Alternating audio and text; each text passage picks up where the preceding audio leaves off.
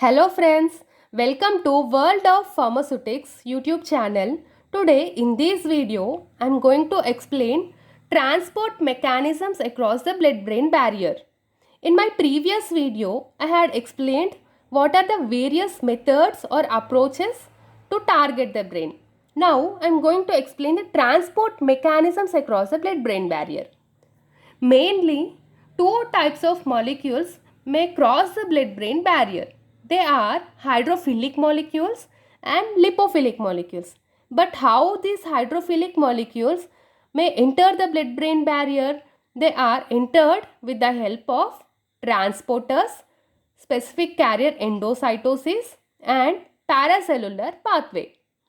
How these lipophilic molecules may enter the blood-brain barrier? They are entered with the help of diffusion or PGP. But this blood-brain barrier may contain some tight junctions. The drug have to enter the tight junctions and reach the blood-brain barrier. This is a schematic representation of the transport of molecules across the blood-brain barrier. Now, I am going to explain what are the overall transport routes across the blood-brain barrier. There are 7 types of transport routes across the blood-brain barrier. They are, first type is cell migration. Mainly, the drug have to enter the cells of the blood-brain barrier. But what type of molecules enters the cells of blood-brain barrier? Mainly, non-polar solutes and lipid-soluble drugs easily enters the cells of the blood-brain barrier. The second type is passive diffusion. With this type of transportation process, mainly non-polar solutes and lipid-soluble molecules easily enters and they do not require any ATP. The best example for passive diffusion are water, oxygen, carbon dioxide, nitrous oxide, steroid hormones and alcohol anesthetics.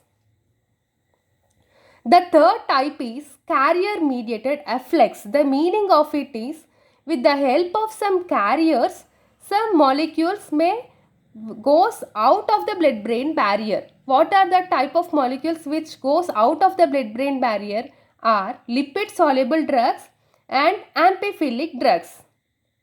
The fourth type is carrier-mediated influx.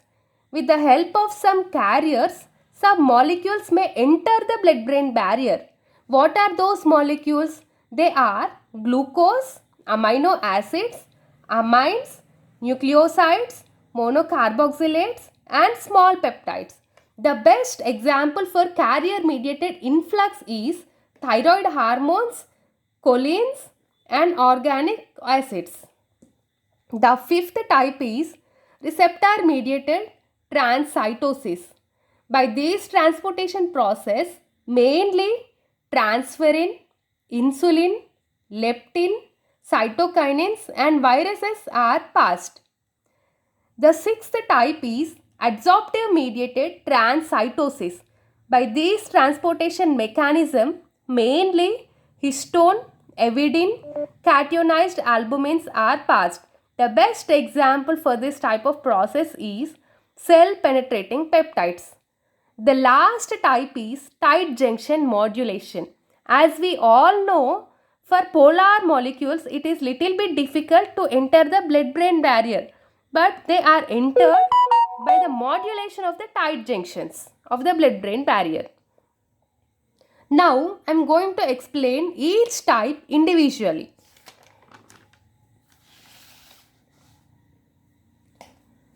The first type is paracellular diffusion or aqueous diffusion. In these types, the substances are diffused between the cells and it is non-saturable and non-competitive. But this type of transport is very rare in the brain due to presence of tight junctions at the blood-brain barrier. The best example for this type of process is only the water-soluble molecules can diffuse.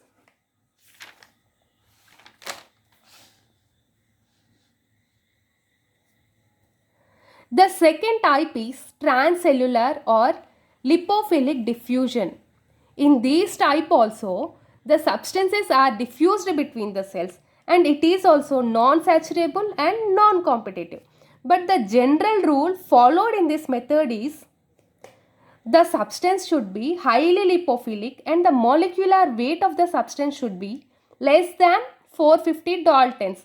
So these type of substances have greater diffusion to the brain. For example, if two substances are identical in all parameters but they vary in their molecular weights, then the substances with smaller molecular weight will easily penetrate to the blood-brain barrier when compared to the large molecular weight substances. Example, small inorganic molecules such as oxygen, carbon dioxide, nitrous oxide, water, etc. Why? Because these type of molecules have greater permeability across the endothelial cells. The second rule followed in this type of process is hydrogen bonding plays the major role in this type of process. If the sum of oxygen and nitrogen atoms in a molecule is 5 or less, then the probability of entering the CNS is high. The third type is carrier mediated transport. In this type, the glucose or amino acid binds to the protein transporter on one side of the membrane. When this glucose or amino acid is binded to the protein transporter, some conformational changes takes place in the protein structure. This result transport of substances to the other side of the membrane. So that means the substances are transported from higher concentration to the lower concentration region. But if the compounds want to move against the concentration gradient, then ATP provides the energy to facilitate this type of process. Efflux pumps or transporters are responsible for excluding or sending out the drugs from the brain. The best example for this type of process is mitotic inhibitors used in cancer chemotherapy.